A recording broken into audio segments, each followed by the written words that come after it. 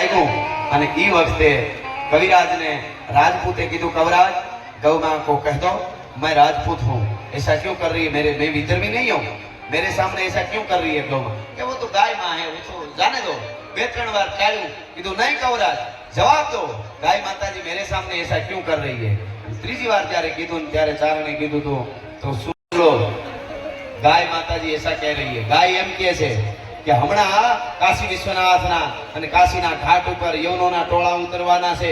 આફ્રિકાના જંગલમાંથી નીકળેલો ટેકારી નામનો અજગર શિકારને ભરડામાં લે, ભાર પુરુષને ભરડામાં લેતા લેતા યવનોના ધાડા ઉતર્યા છે અને આ કાશીના ઘાટ ઉપર ગાયના માંસના અંધણ મુકાવાના છે। કોઈ અટકાવે એવું નથી ને એટલે ગાય કતરાય છે તમારા હામી। તું રાજપૂત છો એટલે ગાય તમારા હામી કતરાય છે એમ કે હા? તો કવરાજ ગૌ માં કો કહી દો। આહા, ક્યારે ધર્મ બસે? અત્યારે ખાલી પૈસા જ દેવા પડે, આપણે શાંતિથી સાંભળવાનું હોય તોય 3 કલાક ને સાંભળી શકતા, અમાનમાં મડી થવા। આ તો આ કઈ કોઈનો પ્રસંગ નથી કે ગરજડીને સારું લાગે એટલે બેહી। આ તો જેની અંદર સનાતન પરંપરા આમાં નો દીવો બળતો હોય ને ઈ જ બેહી હગે, ઈ સાંભળી હગે, ઈ કઈ હગે, ઈ દઈ હગે। આ એવી વાત છે। પણ લક્ષ્મણસિંહજીએ કીધું, રાણા લક્ષ્મણસિંહે, કવરાજ ગૌ માં को कह दो मैं लखन वो अखन लखन। तो सेना આવવાની છે યોનોની કેટલી છે? તો કે 50,000 ની सेना આવવાની છે। 50,000 क्या? तो उसकी आंखें कितनी होती है? 50,000 હોય તો सेना तो आंख કેટલી હોય એની કે આંખ તમારો રૂવાળો ખાનો।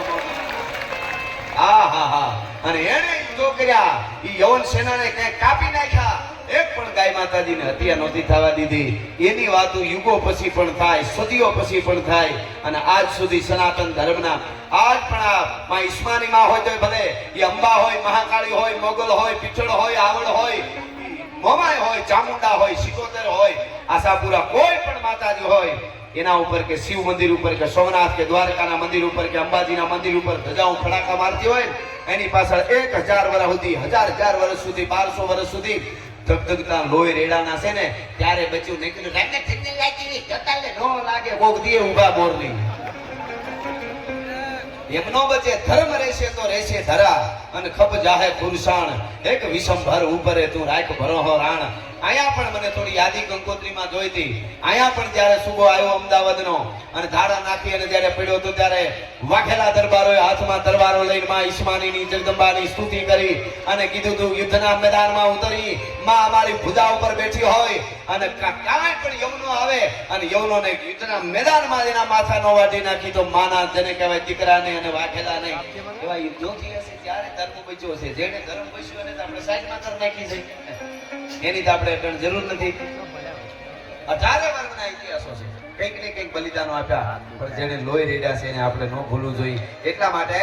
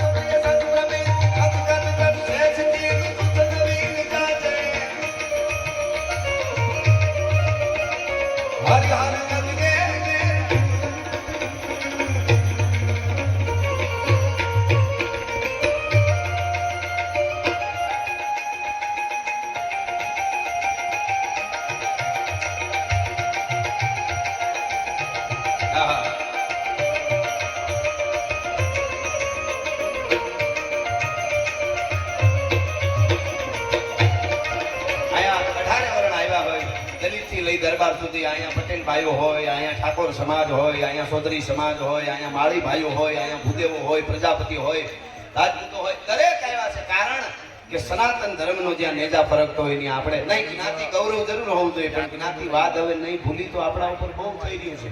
એક ચારણ તરીકે આવ્યો એટલે સાંભળી લેજો, અહીં જેટલા બેઠા છે એ બધાને કીધું, તમારા બાળકોને સાચું મહાભારત, સાચી ગીતાજીની વાત, કૃષ્ણની વાત, રામાયણની વાત નહીં કરો તો ઓલરેડી ડુપ્લિકેટ આખે આખી રામાયણ ને આખે આખું મહાભારત યુટ્યુબમાં અપલોડ થઈ ગયું છે હિન્દીમાં, અને ભયંકર હાસુ નહીં કહી તો ભયંકર બોલે છે સીતાજી વિશે, રામ વિશે, કૃષ્ણ વિશે, રાક્ષસ બતાવ્યા છે એવા હોત એવા આખા આખા ઇતિહાસો એને લખી મૂકી દીધા છે વામપંથીઓએ.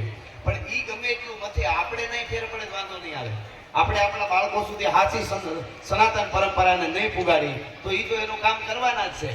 આસુરી શક્તિને કાંઈ એની બહુ ઓલું ન હોય. આ લાઈટ કરવું હોય ને અજવાળા તો એટલા ફોકસ લગાડે ને આટલું બધું મહેનત કરી જનરેટરો આ બધું અંધારું કરવાનો કોઈ પ્રોગ્રામ નહીં. આ બધું બંધ કરો એટલે એની રીતે આવી જાય. વામપંથી તો એની રીતે કામ કરે છે. હા, આપણા સનાતનને ભાંગવા માટે, કારણ કે 43 સભ્યતાઓ હતી વિશ્વની માલિકો, 43 સભ્યતાઓ, એમાંથી 42 ખતમ થઈ ગઈ, પણ સનાતન સભ્યતા અડીખમ ઊભી છે. એનું કારણ એ છે કે આપણી સંતોએ આ પરંપરાને એમને જાળવી રાખી, એ ન ભૂલાય. એટલા માટેના આ બધી આપણી વાતો છે, એટલા માટેના યજ્ઞો છે, એટલા માટેની આ કથાઓ છે. ભાગવત કથા છે અહીંયા. ભાગવત કથા હું તો એમ કહું છું કે કોઈ કરે પિતૃઓનો ઉદ્ધાર થઈ જાય એટલું નહીં, પણ ભાગવત કથા કરવી છે એવું કુટુંબ ભેગું થઈને ખાલી વાત કરે ને 72 પેઢીના પિતૃઓ સ્વર્ગમાં રાહડા લેવા મળે. ભલા માણસ, ઈ ભગવાન ભાગવતનો પ્રતાપ છે. કેટલી વાતો છે, શું કરી વાત યાર. પણ ઘણાને તો આવું જરાક ભણી જાય એટલે આવું બોલી ફરી જાય છે, બધું ફરી જાય.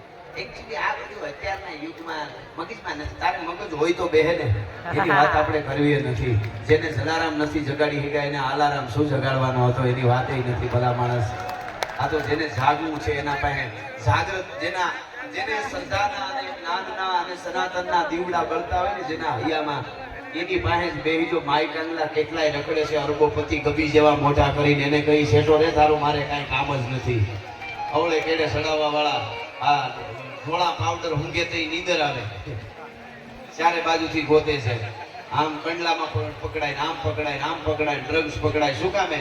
એ બધા એને કાંઈ પીડી નથી, પણ આપણને આપણો નશો છે, આપણા સનાતનનો નશો છે, અને એ નશો આપણી અંદર રહેવો જોઈએ. એટલે મારે સફાકરા તરફ જાઉં એની પહેલા જેટલા બેઠા છે એને મારે, કારણ કે શિવની પણ આ પ્રતિષ્ઠા છે, પાછળ સુધી બેઠા છું, આ બાજુ જ્યાં નજર પડે માતાઓ બહેનો બધા, મારે શિવ તાંડવ ગાવો છે ખાલી 30 સેકન્ડ માટે, અને 2 હાથ ઊંચા કરીને મને તાલ આપવાનો છે. અહીં બાવલિયાઓના સાનિધ્યમાં આપણે થોડી કીધું દેશ વિદેશથી સાધુ સંતો આપણા આવ્યા. આપણા સંતોની કેવડી કરવા અમેરિકા સુધી અલગ જગાવી છે. બધા માણસ બેઠા, શું જોઈએ છે એને?